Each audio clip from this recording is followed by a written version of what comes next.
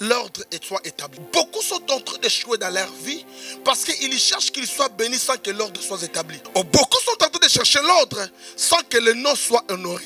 Et Dieu regardant sur la mer, il y a déjà l'ordre parce qu'il y a de l'eau dans la mer. Dieu défait, il a dit donne-moi les poissons. Les poissons sont sortis. Toutes les bénédictions qui sortent du ciel, sortent de la terre et qui sortent de la mer sont des bénédictions qui ne pourraient pas sortir sans qu'il y ait l'ordre. Sans qu'il y ait le mystère de l'ordre. Or, le mystère de l'ordre ne pourra pas être le mystère de l'ordre sans qu'il y ait au préalable, derrière ce mystère de l'ordre, une intégrité, un respect, un honneur d'une personne qui a déclaré la chose. Romains chapitre 13, le verset 1 à 2. Après, vous allez sauter à 7 et 8. Que toute personne soit soumise aux autorités supérieures, car il n'y a point d'autorité qui ne vienne de Dieu, et les autorités qui existent ont été instituées de Dieu. C'est pourquoi celui qui s'oppose à l'autorité résiste à l'ordre que Dieu a établi, et ceux qui résistent attireront une condamnation sur eux-mêmes. Merci. Romains chapitre 13, verset 7. Nous allons lire seulement les 7 parce que c'est là où nous allons prendre tout ce que nous allons dire pendant ces 4 séances. Rendez à tous ce qui leur est dû, l'impôt à qui vous devez l'impôt, le tribut à qui vous devez le tribut, la crainte à qui vous devez la crainte, l'honneur à qui vous devez l'honneur. Merci. Vous pouvez vous asseoir. Retournez dans 7, s'il vous plaît. Rendez à tous ce que leur est dû, l'impôt à qui vous devez l'impôt, le tribut à qui vous devez le tribut, la crainte à qui vous devez la crainte, l'honneur à qui vous devez l'honneur. La loi de l'honneur. Nous allons essayer de le définir selon le dictionnaire. La loi, c'est un mot, un terme générique pour désigner une règle, une norme, une prescription ou une obligation. Si nous voulons maintenant définir l'honneur, en d'autres termes, on peut dire l'hommage, la révérence, le respect et l'estime. Un principe moral d'action qui permet à une personne d'avoir une conduite conforme quant à la probité, à la vertu et au courage. L'honneur, dans son caractère indéfini, est quelque chose de supérieur même à la loi et à la morale. Maintenant, quand nous parlons de l'honneur, qui sont les gens qui sont honorés? Quelles sont les catégories de gens qu'on doit honorer et qui sont honorés? Les hommes et les femmes que Dieu a honorés ou bien qui sont honorés dans la société, parce que l'honneur n'est pas quelque chose qui est seulement attaché à des choses spirituelles. Nous parlons de l'honneur même dans la vie normale, dans la vie courante. C'est dont Dieu a donné une priorité. Les gens qui ont bâti certaines réputations, les gens qui ont certaines responsabilités, les gens qui ont une privilège dans la société. Ce sont des gens que nous devons en réalité honorer. Mais dans le monde spirituel, il y a aussi quelque chose de plus important. Exode chapitre 22, le verset 28, la Bible déclare: tu ne méditeras point de juge ou de jugement et tu ne maudiras point les princes de ton peuple. Quelque chose d'important que je lis dans Juge chapitre 1, le verset 9. La Bible déclare: et néanmoins, Michaël, l'archange, quand il contestait, disputait avec les diables, touchant les corps de Moïse, n'osant point de prononcer des sentences de la malédiction, mais il dit seulement: qu'est ceinture fortement le Seigneur. C'est-à-dire, même Michaël a compris la position que Lucifer avait avant qu'il soit chassé. C'est-à-dire, dans le domaine de l'honneur, ce n'est pas parce que tu es spirituel et que tu vas commencer à, en anglais on dit outrepasser, ou bien tu vas commencer à piétiner tout ce que toi tu trouves dans le chemin. Même l'ange était obligé de reconnaître ce que nous appelons une autorité qui a été établie par Dieu. Il n'a pas voulu entrer dans le domaine de la discussion des insultes ou de maudire même le diable. Il a dit que le Seigneur prenne soin de toi. Quelqu'un peut dire Amen. Dites Amen bien pour que nous évoluons. Maintenant, il y a quelque chose d'important que, et en lisant la Bible, j'ai compris que l'honneur, ce n'est pas quelque chose qu'on présente, mais l'honneur, c'est quelque chose qu'on est. C'est-à-dire, le poids de l'honneur, ça se voit quand nous faisons des choses, mais ce que nous voyons dehors, c'est une partie seulement de ce que l'homme a. Les fruits que l'honneur produit, c'est ce que les humains voient, mais la réalité et la racine de l'honneur, c'est ce qui est au-dedans de la personne. Pourquoi? Parce que dans la définition qu'on va donner après, nous allons constater que l'honneur, c'est quelque chose que Dieu lui-même dépose à une personne. C'est-à-dire que la personne devient quelque chose et la chose-là, c'est ça qui va produire que c'est que les gens diront, oui, cet homme a été honoré. Maintenant, voyons voir certaines définitions. 1 Corinthiens chapitre 15, verset 8 jusqu'à 10, rapidement. Après eux tous, il m'est aussi apparu à moi comme à l'avorton, car je suis le moindre des apôtres. Je ne suis pas digne d'être appelé apôtre parce que j'ai persécuté l'église de Dieu. Par la grâce de Dieu que je suis ce que je suis, et sa grâce envers moi n'a pas été vaine. Ok, vous pouvez vous arrêter un peu par là. Par la grâce de Dieu, je suis ce que je suis, et la grâce envers moi n'a pas été vaine. Loin de là, j'ai travaillé plus que tous. Non pas moins toutefois, mais la grâce de Dieu qui est avec moi. Ne confondez pas ce que je veux dire par rapport à la grâce. Quelqu'un peut dire amen. L'honneur que toi tu peux avoir dépend de la quantité et de la qualité de l'investissement de Dieu sur toi et sur ton ministère. Dépend aussi l'honneur, dépend aussi de la qualité et de la quantité de l'investissement que tu as. Dieu a fait sur toi et de ce que toi-même tu as fait dans ce que Dieu a déposé en toi. C'est de l'apôtre Paul, il est en train d'utiliser le mot grâce. Mais il faut savoir que quand on parle de l'honneur, ce n'est pas les hommes qui honorent quelqu'un, mais c'est l'Éternel qui honore quelqu'un. L'honneur vient d'en haut et Dieu le dépose à une personne. Quand quelqu'un est honoré, c'est l'habilité, ou l'honneur à quelqu'un, c'est l'habilité de célébrer quelque chose unique qui est déposé à une personne. Les gens qui sont honorés, ils ont aussi l'habilité de connaître le système divin que le Seigneur utilise sur la terre. C'est-à-dire, après avoir été honoré, la personne a la responsabilité de comprendre et d'utiliser ce que Dieu lui a donné et de comprendre certaines choses sur la terre. Quelqu'un peut dire amen. On ne fabrique pas l'honneur. L'honneur, c'est sans l'odeur de parfum. C'est une religion, c'est un langage qui ne nécessite pas seulement une expression. C'est-à-dire, quand je montre l'honneur à la personne, je n'ai pas seulement besoin de parler. Mais mon attitude peut faire comprendre que je suis en train d'honorer la personne. Par exemple, quand je viens dans ce ministère, je n'ai pas besoin seulement d'entendre ce que vous êtes en train de dire, mais votre attitude peut me faire comprendre combien de fois je suis honoré dans ce ministère. C'est de la raison pour laquelle ma dernière définition, qui a été bouleversée par rapport à la déclaration de John Wycliffe, j'ai dit ceci, est qu'on n'a pas seulement besoin d'exprimer l'honneur, mais on peut aussi le voir parce que l'honneur a un langage. Quelqu'un peut dire amen?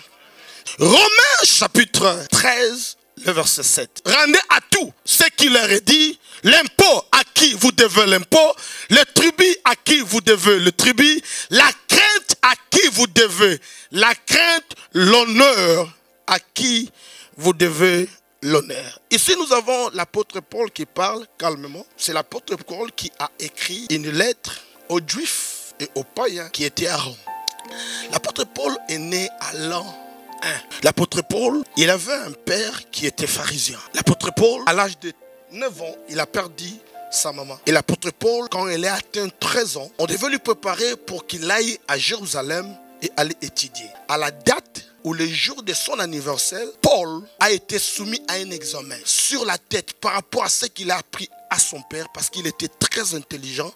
L'apôtre Paul était capable d'expliquer l'histoire juive par cœur. Deuxième part, l'apôtre Paul était capable d'exprimer la dimension poétique de psaumes. Et troisièmement, l'apôtre Paul était capable d'expliquer la dimension littérature de la prophétie. Dans le jour ou au jour de son anniversaire, son père lui a envoyé à Jérusalem. Il habitait avec sa sœur, parce que l'apôtre Paul avait une sœur, et c'est de là que le père a financé ses études. Il était sous le pied de Gamaliel. Donc l'apôtre Paul est en train maintenant de... Enfin, après avoir étudié sous le pied de Gamaliel, il était obligé de retourner. Il avait à peu près 20 ans. Il est retourné, il a fait les tentes. Vous savez que l'apôtre Paul avait le séjour, il était un Romain. Parce que pour devenir un Romain, on devait soit rendre un service, on vous donne ce séjour des Romains ou cette identité, cette nationalité, ou soit vous les payez. Mais le père de l'apôtre Paul, comme il avait des moyens, était obligé de payer. Donc, apôtre Paul était en même temps de la tribu de Benjamin, mais en même temps, il était un citoyen romain. Quelqu'un peut dire amen? Pourquoi je donne cette explication? Les mêmes apôtres Paul, il parlait 4 langues.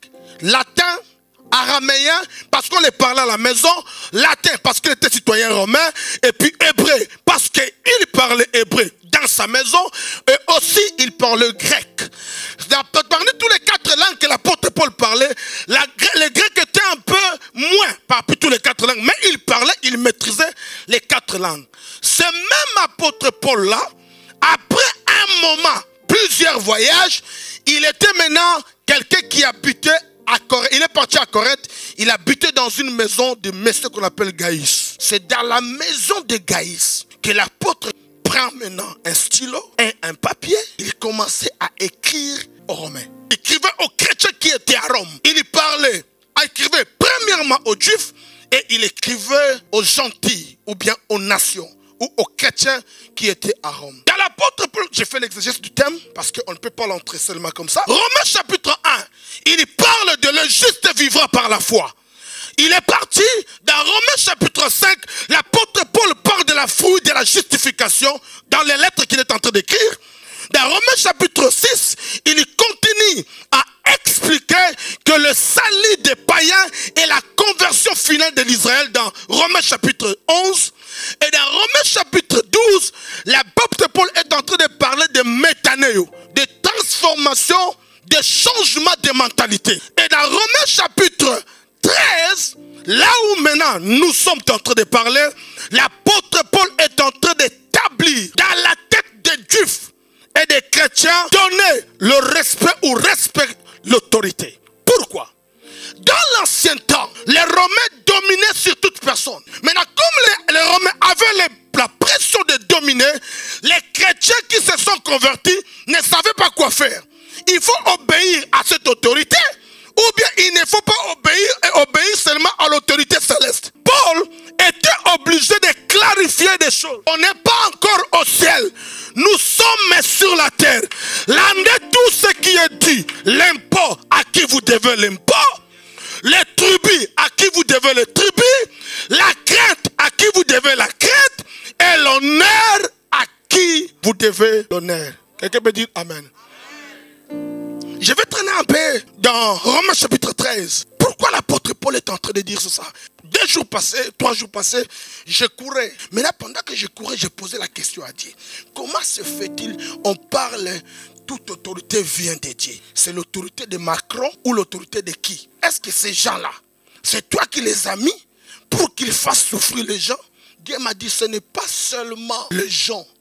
Quand l'apôtre Paul parlait de respecter l'autorité, il parlait de siège autoritaire, c'est-à-dire le lieu, la place, le pouvoir. C'est de là que dans Daniel chapitre 4, le verset 25, Daniel expliqua au roi, il dit ceci: tu vas savoir que le Seigneur qui élève et qui fait descendre. Donc le siège de l'autorité, là où tous les présidents viennent et partent, c'est de là que Dieu est en train de parler. On dit cette dimension de diriger, ce pouvoir-là où les gens viennent, les sièges-là que les gens viennent s'asseoir, c'est de ces choses-là que le Seigneur donne. Donc quand vous votez pour quelqu'un, vous pouvez faire le choix de qui que vous voulez, parce que Dieu ne touche pas la volonté des gens. Il vous laisse voter. Et si vous votez et que la personne vient s'asseoir, soit pendant qu'il est venu, il change son cœur, cela n'est pas un problème. Mais l'autorité sur laquelle il est assis n'est pas de l'homme. C'est de là, il a tous les droits d'enlever et de mettre. Il peut te mettre à côté ou il peut t'établir. Cela nous amène maintenant à notre thème. Romains chapitre 13, le verset 7. Et le dernier mot, c'est l'honneur. Donner l'honneur à qui on donne l'honneur. Les vrais problèmes de l'église aujourd'hui, c'est le problème de l'honneur. Pendant les confinements, j'ai eu beaucoup de conversations avec les hommes de Dieu. Beaucoup de questions qui ont été débattues. Et nous avons compris que l'église a un problème pendant le confinement.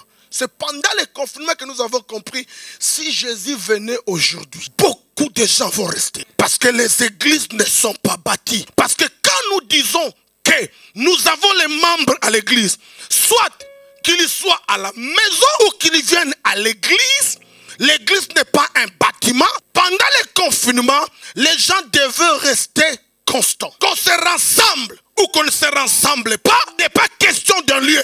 Il est question de la relation que les gens ont avec le Seigneur. Mais pendant le confinement, nous avons maintenant compris qui est chrétien et qui n'est pas chrétien. Au début du confinement, tout le monde avait peur. Quand vous prêchez les gens entre 150 et 170, après un mois de confinement, ça commence à diminuer 130. Un mois et demi de confinement, ça diminue 90. 2 mois de confinement, ça diminue. Donc on comprend que ce n'était pas que les gens cherchaient Dieu, mais les gens ne savaient pas d'où vient ce coronavirus et qu'est-ce que ça va faire aux gens. Peut-être Jésus revient bientôt. Écoute-moi, la vie chrétienne n'est pas bâtie sur un père. On ne peut pas avoir père et servir Dieu. On doit avoir une relation avec le ciel et continuer à servir Dieu. J'ai découvert encore, prof, pendant le confinement, beaucoup de gens qui ne servaient pas Dieu, leurs cœurs ont été exposés. Les hommes de Dieu. Pourquoi? Les gens ont commencé à réfléchir. Tu vois, dans le confinement, si quelque chose arrivait, moi je n'ai pas l'argent à la maison.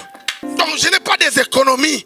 Mais maintenant il faut que je fasse quelque chose pour que je devienne aussi moi. Parce que les gens se trouvent que non, il y a un danger devant là. On ne sait pas le confinement, ça va rester combien de temps. Donc il faut que je cherche quelque chose.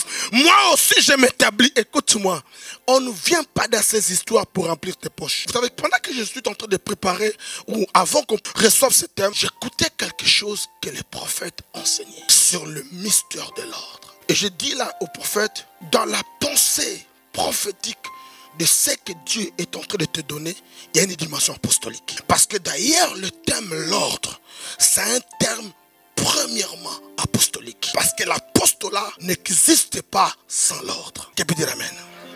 Alors maintenant, on commence à réfléchir, on commence à poser des questions à dire. S'il y a l'ordre, avant l'ordre, il y a quoi? Et après l'ordre, il y a quoi? Qu'est-ce qui soutient l'ordre? Pendant qu'on pose la question sur l'ordre, Dieu nous ramène à la loi des premières choses. C'est-à-dire quoi? L'ordre de la création. Le premier ordre, c'est l'ordre de la création. Pendant que Dieu nous amène sur l'ordre de la création, nous commençons à poser des questions. Qu'est-ce que Dieu a mis comme ordre? Et pour que cet ordre subsiste ou soit établi, qu'est-ce que Dieu avait fait? Et quand l'ordre est établi, qu'est-ce qui viendra après? C'est de là que je comprends, où Dieu nous a révélé qu'avant l'ordre, il y a l'honneur. L'honneur pas selon Oxford. L'honneur pas selon Sorbonne. L'honneur pas selon Harvard. Donc l'honneur pas selon l'université de Oxford. L'honneur pas selon l'université de Sorbonne. L'honneur pas selon l'université de Harvard, mais l'honneur selon l'identité de Dieu. Maintenant, pour comprendre ces choses, nous devons maintenant rentrer dans l'éternité. Voir qu'est-ce que Dieu a fait. On devait seulement rechercher d'abord l'honneur en lui-même Dieu. La Bible déclare dans 1 Timothée chapitre 6, le verset 16. Il est immortel. Il habite une lumière inaccessible que l'homme ne peut voir et l'homme n'a pas vu. Ça c'est la dimension qui fait que Dieu lui-même reste dans ça. Dans Psaume chapitre 5, 10, le verset 1, la Bible déclare, David est en train de dire, mon Dieu, mon Seigneur, dit à mon Seigneur. J'aime ça en anglais. Mon Dieu dit à mon Dieu.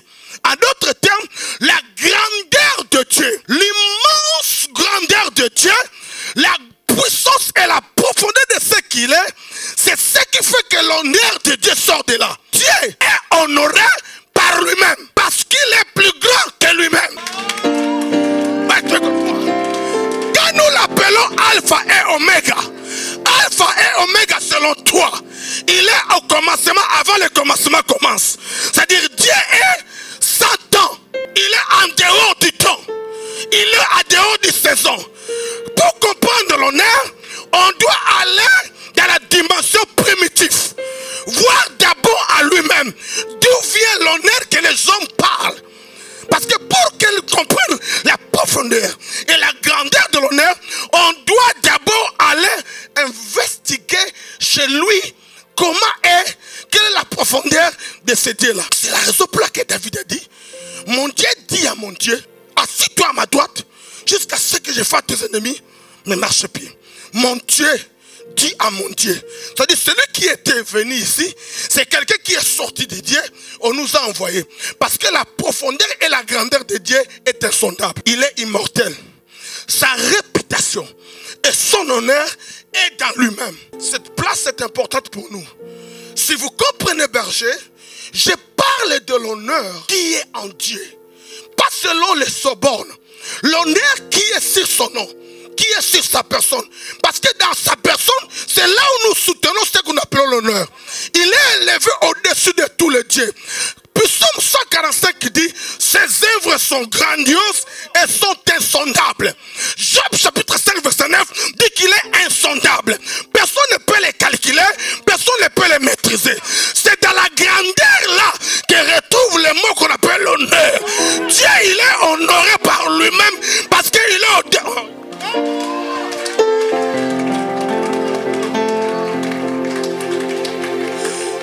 La vraie loi de l'honneur ne peut pas être définie par rapport à ce que les gens pensent sur la terre. La loi de l'honneur ne peut pas être définie par rapport à ce que toi tu as étudié à l'université. Parce que le mot d'honneur, toutes les définitions que vous pouvez le donner, c'est toujours réduit. C'est toujours au niveau des humains. C'est toujours au niveau des hommes. La loi de l'honneur, c'est ce qui produit l'ordre. On ne peut pas avoir l'ordre si on n'a pas l'honneur. Qu'est-ce que Dieu a fait? Dieu voulait maintenant bénir Abraham. Genèse chapitre 22 verset 16. Dieu n'a pas vu à qui jurer. Il a juré à lui-même, au-dessus de lui-même. C'est la raison pour laquelle la Bible déclare dans Psaume chapitre 138, le verset 3, la Bible déclare, il a élevé sa parole au-dessus de son nom. En d'autres termes, quand Dieu veut établir l'ordre, il est parti chez lui-même.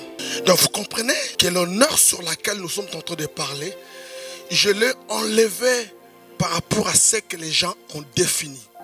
La loi de l'honneur commence par rapport à la profondeur et à la grandeur de ce que Dieu est. C'est-à-dire on ne peut pas parler de l'honneur des hommes sans pourtant parler de la profondeur de l'honneur qui est dans lui-même. Si Dieu peut honorer la fervente, elle vient s'introduire en toi. C'est-à-dire une partie de Dieu, pas sa totalité, qui vient à toi. Parce que la grandeur de l'honneur, si nous voulons le lier à ce qu'on appelle la loi de la première création, on doit entrer en Dieu. Or la Bible déclare qu'il est immortel, insondable, il habite une lumière inaccessible, que l'homme n'a pas accédé ou l'homme n'a pas vu. C'est dans cela, cette grandeur-là, si tu le comprends, tu vas comprendre ce message jusqu'à la fin. Donc je ne suis pas venu ici pour établir l'honneur sur les bases de ce que les hommes ont défini. J'établis l'honneur sur des bases de ce que Dieu est. Je établis la loi de l'honneur pas selon ce que la définition du dictionnaire ont dit, mais j'ai bâti la loi de l'honneur selon ce que Dieu est. C'est dans cela que je dis, quand il y a l'honneur, alors qu'on pourra avoir l'ordre. Et quand il y a l'ordre, c'est alors qu'on pourra avoir le bénéfice de l'ordre qui est la bénédiction et la prospérité. Je commence. Dieu dit en Genèse chapitre 1 que la lumière soit. La lumière fit. La Bible déclare, il sépara la nuit et le jour. Il appela les ténèbres la nuit et il appellera la lumière le jour. Les ténèbres dont je suis en train de parler ici, ce n'est pas la sorcellerie. Parce que si toi tu es un homme prophétique, sache-le que les grandes décisions ne se prennent pas la journée. Regarde quand Dieu veut parler de grandes choses, il y passe même chez le roi pendant la nuit. C'est-à-dire, je ne parle pas des ténèbres ici. Dieu dit que le jour soit et que la nuit soit. C'est-à-dire, pendant la nuit, pendant les grandes nuits, pendant la profondeur de ton sommeil, que le Seigneur passe pour te dire l'avenir de tes enfants. Mais le problème, c'est quoi? Depuis que Dieu, par son honneur, comment il est honoré, il a dit que la lumière soit, la lumière fit. Il lui sépara la nuit et les jours. Depuis ces jours-là, même ton oncle n'a jamais réussi de les rassembler. Quand nous parlons de la profondeur de l'honneur, pendant que Dieu les sépara, c'est resté comme ça jusqu'aujourd'hui. Dieu voyait que c'est bon. Il y mouva, donc il y bougea pour une deuxième dimension. Je parle en même temps de l'ordre de la création. Il a dit que les eaux se rassemblent au ciel. Les eaux se rassemblent. Qu'il y a une partie qui va se voir et une partie qui se voit et qui se met en place. On appelle ça le ciel. Depuis que Dieu a l'établi, c'est resté comme ça. La Bible déclare et Dieu vit que c'était bon. C'est-à-dire, en d'autres termes, s'il veut créer un scénario, Dieu bougeait un peu le ciel, ça ne bouge pas. Il bougeait le ciel, ça ne bouge pas. Et Dieu trouve que non, l'honneur de son nom, la parole et l'intégrité sur le nom de Dieu a permis que le ciel soit établi. C'est-à-dire, sans cette parole, le ciel va tomber un jour. Mais depuis que nous existons et que nos vieux, les grands-parents ont existé, le ciel n'a jamais tombé. C'est justement parce que le nom qui a été honoré au-dessus de tout le nom soutient. Vous ne pouvez pas le voir. Personne ne voit les piliers qui soutiennent le ciel, mais le ciel reste le ciel et ça ne bouge pas. Je parle de l'honneur, l'or et la bénédiction. C'est-à-dire, il n'y a pas tout ce que nous voyons parce que quelqu'un a voulu dire, toi, assieds-toi là-bas, toi fais ça, surtout en Europe. Non, c'est parce qu'il y a des choses invisibles que vous ne pouvez pas voir qui établit l'ordre. L'ordre ne vient pas parce que quelqu'un a déclaré l'ordre. Parce que ça va se déstabiliser. L'ordre est établi parce qu'il y a une main invisible que les hommes ne peuvent pas voir. C'est la raison pour laquelle on ne peut pas le définir si on ne rentre pas en Dieu lui-même. Trouvez comment il est fort. Trouvez comment il est puissant. Il a mouvé de la dimension céleste. Il est descendu sur la terre. Il a dit que les eaux se rassemblent sur la terre, qui sont en dessous de la terre, du ciel. Les eaux se rassemblent. Il a dit qu'il y a une partie sèche. La partie sèche, il appela sa terre. Depuis qu'il a, j'ai créé un scénario. Dieu descend, il bouge un peu, il voit ça ne se fonde pas. C'est resté comme ça depuis que ta mère est née. Et Dieu dit, je ne m'arrête pas par là. Il dit que tous les eaux se rassemblent. Les eaux se rassemblent. Dieu établit trois ordres. Le ciel, la terre et la mer. Qu'est-ce qui soutient la terre? C'est l'honneur qui est derrière de la personne de Dieu. Qu'est-ce qui soutient la mer? Depuis qu'on a créé des frontières, ça ne déborde pas. S'il y a l'inondation, l'inondation va arriver, mais l'eau elle-même va retourner sans qu'on les pousse. Pourquoi? L'intégrité derrière le nom qui a été honoré. La puissance derrière les choses qui ont été créées de ce Dieu-là ne permet pas qu'il y ait l'inondation. Dis à quelqu'un, il n'en aura jamais l'inondation dans ma vie. Même si ça inonde aujourd'hui, ça retournera. Il y a des limites.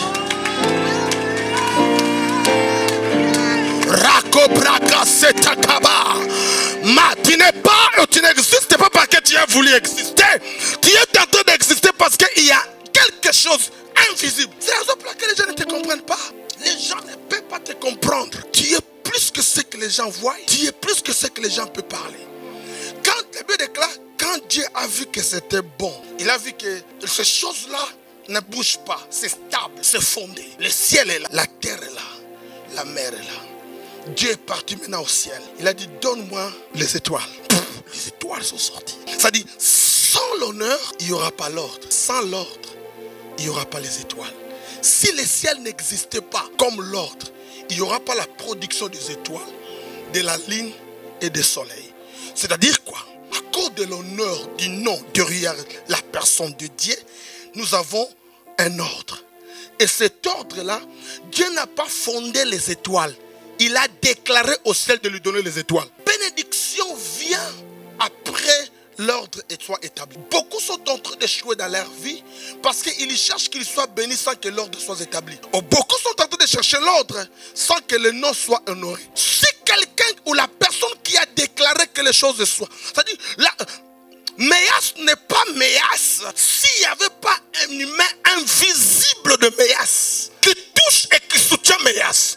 Tout ce que vous voyez comme production de Méas est lié par par l'intégrité d'une quelque chose honorée que les hommes ne peuvent pas voir. C'est-à-dire tu ne peux pas toucher les choses que tu ne peux pas voir. C'est comme si tu combattais en l'air. Tu combattais les choses invisibles. Parce que les esprits qui touchent et qui gardent Méas n'est pas ce que les hommes peuvent voir. Ce sont les fondements que les hommes n'ont pas mis. Donc tu ne peux pas combattre avec ce qui est de Méas. Parce que Méas a été fondé par des fondements invisibles. Dites avec moi fire. C'est-à-dire la grandeur de ce nom-là, de la présence de Dieu, c'est ce qui a fait l'ordre de la création primitive. Dieu a vu que les étoiles sont sorties pour établir les signes, les époques et les saisons. Genèse chapitre 1, verset 14. C'est-à-dire quoi? Quand Dieu a établi l'ordre sur le ciel, il a vu que c'était très bien. Il déclare qu'il y a la productivité. Vous savez, certaines bénédictions vont te suivre à cause de ce qui est derrière toi invisible et de l'ordre qui a été établi. Les bénédictions que tu cherches deviennent faciles. Quand Dieu veut élever les étoiles à Méas, il faut seulement qu'il y ait de l'ordre qui pourra produire ces étoiles. Sans le ciel, il n'y en aura jamais des étoiles. Les étoiles sortent que quand il y a le ciel. Le ciel ne peut que résister quand il y a l'ordre. Et cet ordre-là, il y a derrière ça quelque chose qu'on appelle le nom qui a été honoré. Et son nom-là, c'est la personne de Dieu. Insondable, invisible, qui est intouchable. Dieu est descendu sur la terre. Il a vu que la terre était très solide, très établie. Il a dit, donne-moi les herbes. Les herbes, pouf, sont sorties. Quelqu'un peut dire amen. Et Dieu regardant sur la mer, il y a déjà l'ordre parce qu'il y a de l'eau dans la mer. Dieu descend, il a dit, donne-moi les poissons. Les poissons sont sortis. Toutes les bénédictions qui sortent du ciel, sortent de la terre et qui sortent de la mer, sont des bénédictions qui ne pourraient pas sortir sans qu'il y ait l'ordre. Sans qu'il y ait le mystère de l'ordre. Or, le mystère de l'ordre ne pourra pas être le mystère de l'ordre sans qu'il y ait au préalable, derrière ce mystère de l'ordre, une intégrité, un respect, un honneur d'une personne qui a déclaré la chose. La Bible déclare, Moïse est monté sur la montagne. Exode chapitre 32. Dieu lui dit, le peuple est corrompu. Descends vers le peuple. Parce que Moïse marchait avec Josué. Il laissait tout le monde, Aaron et tout le monde en bas. Et il est monté avec Josué. Il a dit à Josué, reste ici. Moi je pars là où on m'a honoré. Dieu le lève, l'amène à un niveau où tout le monde était en bas. Parce que quand Dieu veut utiliser quelqu'un, il se met en lui. Dieu écrit par sa main sur des tables la loi qu'on appelle la loi de Moïse. Il parla et il disait les choses à Moïse que personne n'a entendu. Quand le peuple est corrompu, la dimension céleste alerte à Moïse que le peuple est corrompu. On n'a pas besoin de descendre. On a besoin seulement de voir avec l'œil des aigles pour comprendre que le peuple est corrompu. Au ciel, il y avait une lumière qui s'apparaît. La vie est spirituelle. C'est toi qui es charnel. Tu ne peux rien faire si tu es toujours sur la terre. Il faut que tu montes comme un aigle, tu sois capable de comprendre les choses qui sont en train de se préparer sans que quelqu'un te dise ça. Moïse était arrêté qu'en bas, il y a une rébellion. Il commence à descendre. Il raconte la première dimension, ça s'appelle Josué. Il dit, les peuples sont en train de festoyer. Moïse a dit non. Je suis venu où je viens. De là où on m'a honoré, les choses sont interprétées autrement. Il n'y a rien qui est caché. C'est-à-dire tout est à la lumière. J'ai été alerté, on m'a compris. Si vous lisez bien la Bible, vous comprendrez qu'il n'avait rien dit à Moïse. Il a dit à Josué, écoute, il n'a pas dit Dieu m'a dit. Il a dit, non, ce n'est pas le bruit des fêtes que je suis en train d'entendre. Quand Moïse descend sur la terre, il y trouva que les peuples sont en train de festoyer sur le veau d'or. Tout le monde prêche. La colère de Moïse de l'ancien temps est sortie. Et Moïse brisa ces deux pierres. C'est une dimension. Une autre dimension, c'est quoi? Quand tu es honoré, la dimension céleste ne supporte pas la dimension terrestre. Ok, peut-être vous ne comprenez pas. 2 Corinthiens chapitre, je crois, 12 ou quoi, Paul, je ne connais pas, je connais un homme. Par la chair, je ne sais pas. Si par l'esprit, je ne sais pas. Et ce que je sais, cet homme a atteint le 3e ciel. Il est parti jusqu'au 3e ciel. La Bible déclare les choses qu'il a vues là-bas, qu'il ne peut pas dire ça aux gens. C'est-à-dire quoi? Quand Dieu honore quelqu'un jusqu'au 3e ciel, la dimension céleste et les choses qu'il comprend céleste, d'une manière céleste, ne peut pas l'interpréter sur la terre. Quand on est honoré et Dieu nous élève à une autre dimension, on devient plus spirituel que physique. La vie que nous avons sont d'abord spirituelles. Le ministère que vous voyez n'est pas physique, est spirituel. L'élévation de Méas n'est pas humaine, est spirituelle. L'élévation, la grandeur de Méas n'est pas physique, est prophétique. Si vous êtes prophétique et Dieu vous amène au ciel, votre comportement doit s'adapter avec la dimension céleste. Vous devez être attaché plus au ciel que sur la terre. Pourquoi? Parce que les choses qui sont sur la terre, les combats sur la terre, vous ne pouvez pas les combattre d'une manière physique. Ça ne peut qu'être combattu spirituellement. Vient après l'ordre soit établi. Beaucoup sont en train d'échouer dans leur vie parce qu'ils cherchent qu'ils soient bénis sans que l'ordre soit établi. Beaucoup sont en train de chercher l'ordre sans que le nom soit honoré. Et Dieu regardant sur la mer, il y a déjà l'ordre parce qu'il y a de l'eau dans la mer. Dieu descend, il a dit donne-moi les poissons. Les poissons sont sortis. Toutes les bénédictions qui sortent du ciel, sortent de la terre et qui sortent de la mer sont des bénédictions qui ne pourraient pas sortir sans qu'il y ait l'ordre. Sans qu'il y ait le mystère de l'ordre. Or, le mystère de l'ordre ne pourra pas être le mystère de l'ordre sans qu'il y ait au préalable, derrière ce mystère de l'ordre, une intégrité, un respect, un honneur d'une personne qui a déclaré la chose.